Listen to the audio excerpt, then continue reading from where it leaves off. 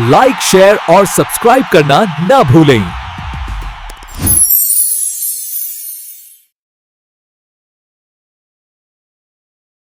पीले दांत वाली बहू। रंजना कभी ब्रश नहीं करती थी।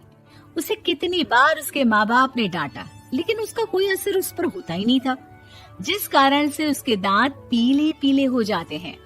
शादी के बाद अरे बहू, वैसे तो तुझ में कोई कमी नहीं है, पर तेरे दांत इतने पीले कैसे हैं बेटा? कैसे मतलब? कोई सर्जरी थोड़ी ना कराइए। वो तो क्या नाम, मैं ब्रश नहीं करती थी तो पीले हो गए। अब क्या करूं? आप कहें तो लाल करवा लूं या फिर काले? यार ये क्या है, क्यों माँ से लड़ रही हो? लड़ रही हूँ? अरे मैं लड़ रही हूँ या ये बोल रही है कि दांत पीले हैं, पीले। अरे तपस्या थोड़ी ना की है इन्हें पीले करने के लिए। बकायदा ब्रश नहीं किया है 20 साल तक, तब जाकर।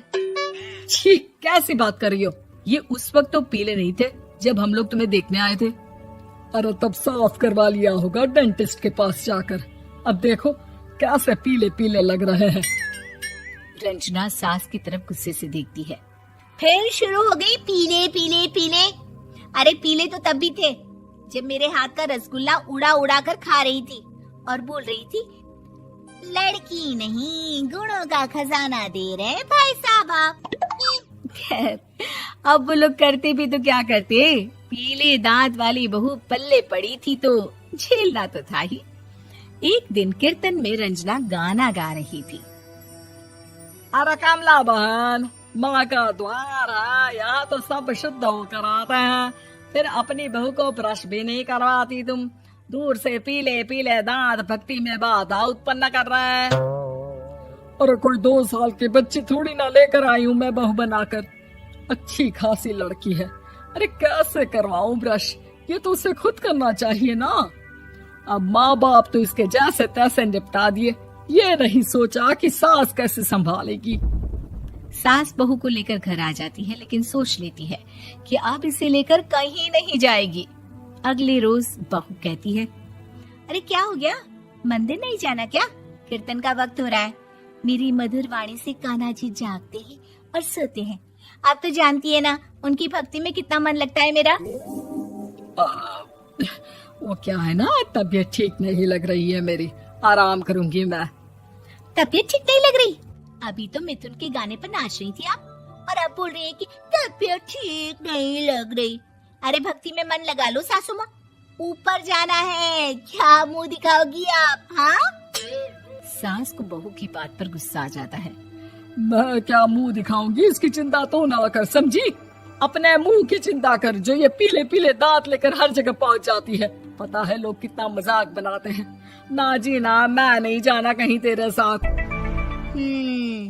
तो ये बात है। कोई ना, मत जाओ, मैं अपने कमरे में ही बैठकर भक्ति कर लूंगी। ऊपर वाला दांत थोड़ी ना देखता है, मन देखता है, भावना देखता है। और अरे बस बस, तू सब कुछ दिखा, बस ये सफेद चमकदार दांत ना दिखाना किसी को, है? जा यहाँ से। बहू को सास की बात का कोई फर्क नहीं पड़ता, वो तो जैसी थी वैसी ही रह जाती है। सुबह नहाकर किचन में खाना बनाना, फिर खाना खाना, कीर्तन भजन करना और सो जाना। एक दिन, माँ जी मैं सहेली के घर जा रही हूँ, शाम को लेट आऊंगी। हाँ हाँ तो जाना, मैंने कौन सा तेरी आरती करनी है घर पर बैठकर। रंजना सहेली के घर जाती है, जहाँ वो पार्टी में जाने की तैयारी कर रही होती है। अरे शिखा, कहाँ जाने की तैयारी कर रही है? मैं गलत वक्त पर आ गई क्या? अरे नहीं यार, उल्टा सही वक्त पर आ गया। मैंने ये साड़ी और ज्वेलरी निकाली है यार, शाम को इनके ऑफिस की एक पार्टी में जाना है। बताना कैसा लग रहा है ये सब?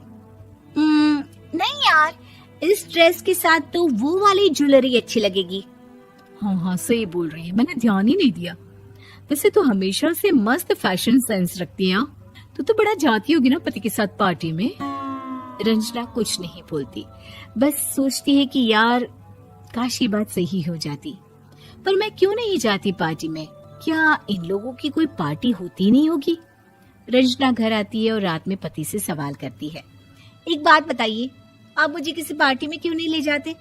क्या आपकी यहाँ ऑफिस में पार्टी नहीं होती? पति बेचारा क्या कहता कि दांत पीले हैं तुम्हारे इसलिए।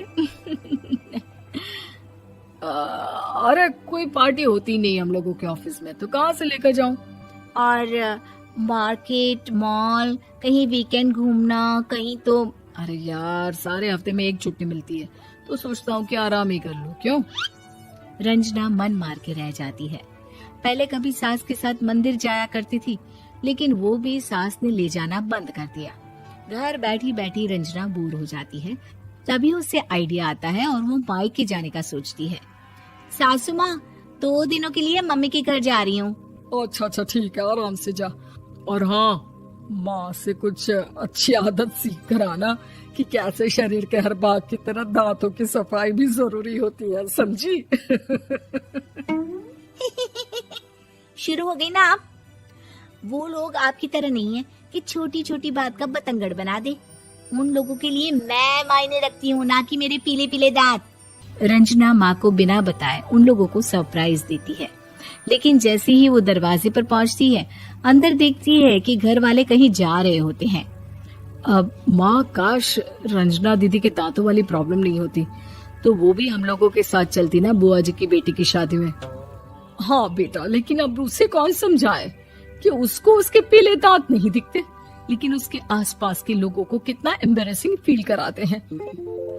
मुझे तो कितनी बार उसके स्कूल की टीचर ने शिकायत की कि उसके साथ कोई लड़की बैठना भी नहीं चाहती, और ना ही कॉलेज में कोई उससे बात करना चाहता था।